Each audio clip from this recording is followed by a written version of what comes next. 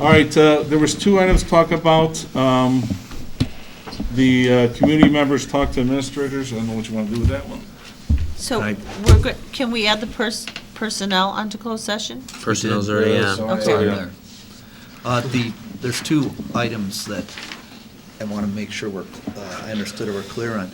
The first one is the board, at least unless I forgot to read something, we weren't made aware that there was a big issue going on with the community about something happened with a teacher here. And I thought we've talked about that before, we shouldn't have members coming up and raising that several people talked to the school and the board wasn't made aware of it. That's one issue. The And we're second gonna talk issue- about I think that we in could talk closed about that session? in close. I don't think that needs to be talked about Yeah, now. no, not the specifics, the general concept of what we're notified about. The second thing is, again, I don't know what people were actually told, but I'm a little concerned that we've got to make sure we follow the policies when people call, and we've got 4 policies that address the community's right to have their issues they raise. One's the 8110, the public suggestion and concerns, that we say we're interested in, and anybody can make a suggestion or concern. The second one is 2140, communication to and from the board, that says we're interested in them also. But more importantly, the third one, and it appears to me that if we're hearing things accurately, and you have to take it back and think, this one might not have been properly portrayed, that a community member is supposed to be made aware that they have a right to the grievance procedure if they have a question, and that would include under 9, curriculum, instructional materials, and/or programs. And there's a whole process we go through if somebody has a concern so they get a response. Now, I understand that doesn't mean you can respond about students or personnel matters, but it certainly requires us to give a full response. And the last one is 6260, complaints about curriculum, instructional materials, and program, which again has another separate outlet if people raise a question about the curriculum. So I'm not going to make a conclusion by what people say publicly. We purposely don't respond to them because the administration has a time to understand and explain it to the board. But I want to make sure that the administration, who's ever doing this, is telling people what their complete rights and abilities are to have their issues raised, addressed, and brought sometimes to the board or sometimes just to the administration. John, do we have like a one-pager on the website so that if a parent has There's an a Board of issue? Education contact form. Well, no, And what I no, think- not that. But what I think that we need to speak to a little bit before we, Okay, you interrupted me, and before I Okay. finished, we're not talking about a board of, before it comes to us, there should be a paper on the general website that if a parent has a concern with the school, these are the steps, and it wouldn't even hurt to document some of those policy and the steps before it comes to us, before it goes on a Board of Education contact or comment field. Those are outlined in our student handbook on pages 12 and 13. But this is, I'm specifically addressing areas of the policy that address what community members have rights. And they don't need to read the student handbook to understand those rights. The policy already addresses them. right, so they would have to read our policy No, they wouldn't. if they Because want to know. if somebody says, I have a concern, I want information, our policy gives them, in my mind, a duty for somebody who's answered to say, if you're unhappy with the result, we have this grievance procedure, and somebody will address your grievance and follow up on it. That's what I think the policy says. Well, I think the board needs to hear all the information in closed session first and see how we handle it, and then if we need to Well, go again, back to open. I'm just saying, Well, I think I know, but I want to make I'm sure. not even concerned about this. I'm Well, concerned. it's coming off though a little as if like we didn't follow some steps, and I think the board should hear everything, Okay, and some of that I can't talk about publicly. right. Okay.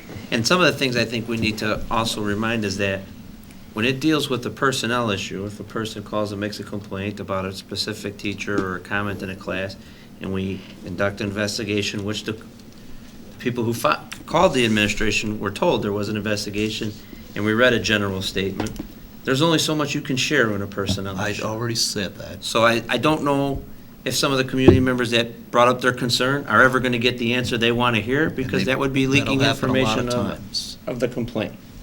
I think what Tim's saying, But what community members said is, I asked, and I was told there was nothing else I could do.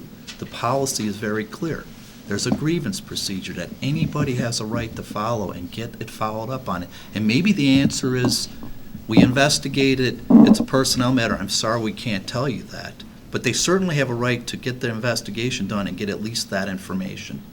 That's all Okay, I'm we'll saying. talk about it, let's talk about this in closed. Well, Okay. one more, Kevin, I know some of the frustration, but for us as board members, we don't want to hear this information the first time at a board meeting. Sure. We would have liked to have had that in the weekly update. An issue has been raised and staff has followed protocol. If you have questions, call me. Okay.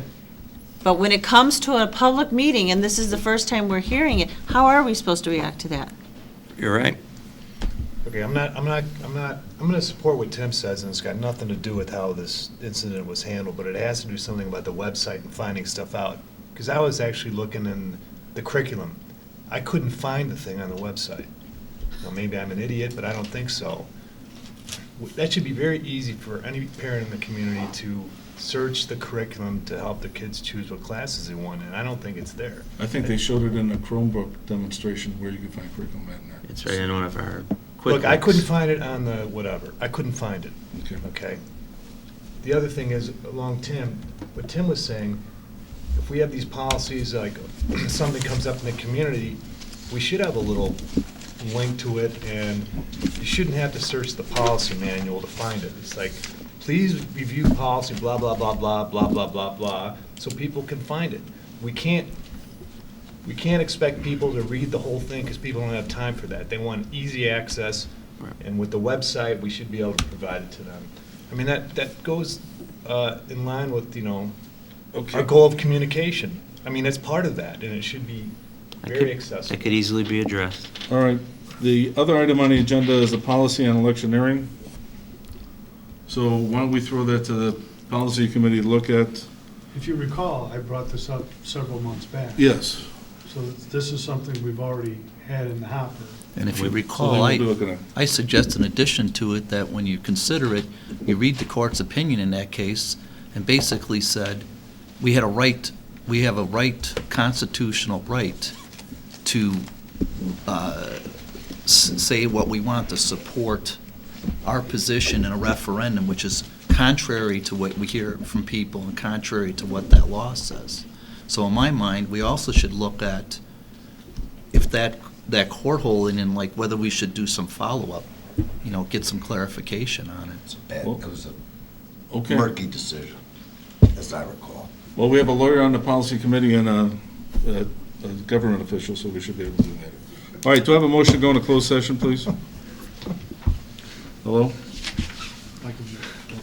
Gary's going to read it. Resolved that the Board of Education Township High School District 208, Cook County, Illinois, enters closed session for the purpose of considering appointment, employment, or dismissal of employees, sale or lease of land, and litigation. Have a second? Second. Second by Tim. Marianne? Yes. Yes. Yes. Yes. Yes. Yes. Yes, it's 9:35. I want to see everybody in the district conference room by no later than 9:45. Thank you. Meeting's adjourned. Have a good night.